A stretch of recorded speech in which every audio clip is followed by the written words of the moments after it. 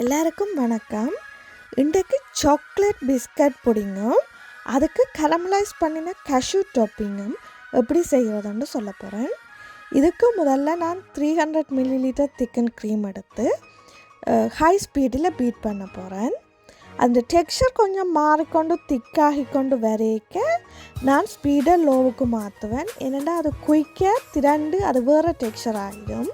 அப்போ இப்படி அந்த பீட்டரில் இருந்து விழாத ஒரு க்ரீமி பதத்துக்கு நாங்கள் இந்த க்ரீமை எடுக்கணும். இதுக்கு நான் இனி சாக்லேட் ஆட் பண்ண போகிறேன்.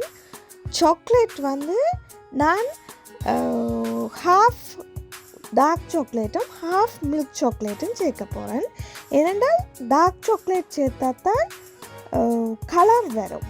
அப்போ நான் டார்க் சாக்லேட்டையும் மில்க் சாக்லேட்டையும் மிக்ஸ் பண்ணி சேர்த்து இதை மெல்ட் பண்ணுறேன். முதல் ஸ்ட்ரீமில் வச்சு மெல்ட் பண்ணினீங்கன்னா நல்ல க்ரீமியாக வரும். இந்த க்ரீமியாக வந்த இந்த சாக்லேட்டை நான் இப்போ அந்த க்ரீமுக்கு விட போகிறேன். மைக்ரோவேவில் வச்சிங்கன்னா அது ஒரு ட்ரை ஆன மாதிரி வரும். இப்படி ஊற்றுற பதத்துக்கு வரணும். இனி இது ரெண்டையும் நல்லா மிக்ஸ் பண்ணணும்.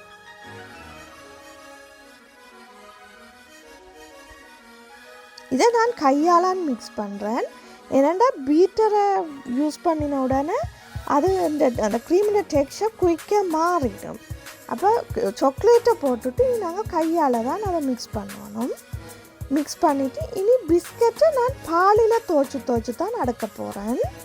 இதுக்கு நான் மில்க் காஃபி பிஸ்கட் சேர்க்குறேன். ஏனென்றால் காஃபியும் சாக்லேட்டும் சேர நல்ல ஒரு டேஸ்ட் வரும். இந்த பிஸ்கட்டை பாலில் துவைச்சி நான் இப்படி அடுக்கிறேன். அடுக்கிட்டு ஒரு லேயர் சாக்லேட், பிறகு திருப்பி பிஸ்கட். உங்கள்கிட்ட இருக்கிற அளவு க்ரீமுக்கு ஏற்ற மாதிரி நீங்கள் லேயர்ஸை அடுக்கலாம். அடுக்கிட்டு நான் இனி இதை ஃப்ரிட்ஜுக்கு வைக்க போகிறேன். இது மினிமம் 4 hours நாங்கள் ஃப்ரிட்ஜுக்கு வைக்கணும். அப்போ தான் அந்த பிஸ்கட்டில் க்ரீம் எல்லாம் ஊறி செட் ஆகும். பிஸ்கட் சாஃப்ட் ஆகி செட் ஆகும். இனி நான் இதுக்கு டாப்பிங் எப்படி செய்கிறேன்னு சொல்ல போகிறேன். இதுக்கு நான் முதல் வறுத்த கேஷ்யூவை தான் யூஸ் பண்ணேன். உங்கள்கிட்ட பச்சை கேஷ்யூ இருந்தால் நீங்கள் பேனில் போட்டு வறுத்தெடுக்கலாம். வறுத்த கேஷ்யூவை நான் நொறுக்க போகிறேன்.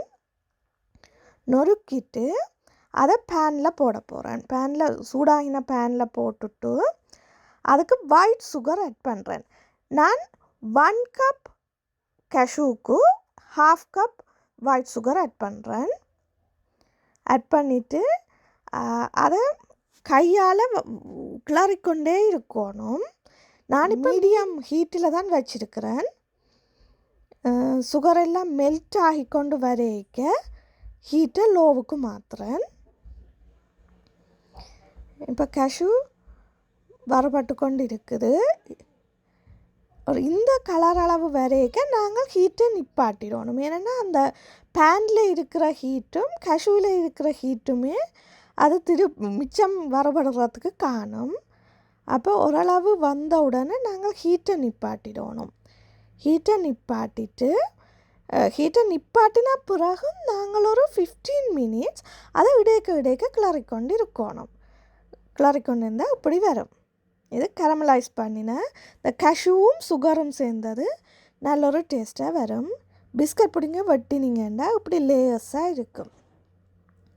இதுக்கு நாங்கள் டாப்பிங்கும் ஆட் பண்ணினோம்னா நல்ல டேஸ்ட்டாக இருக்கும்.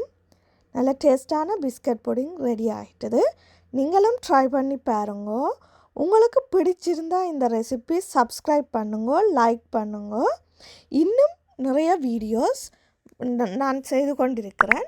நிறைய ரெசிபிஸ் உங்களுக்கு வந்து கொண்டிருக்கும்.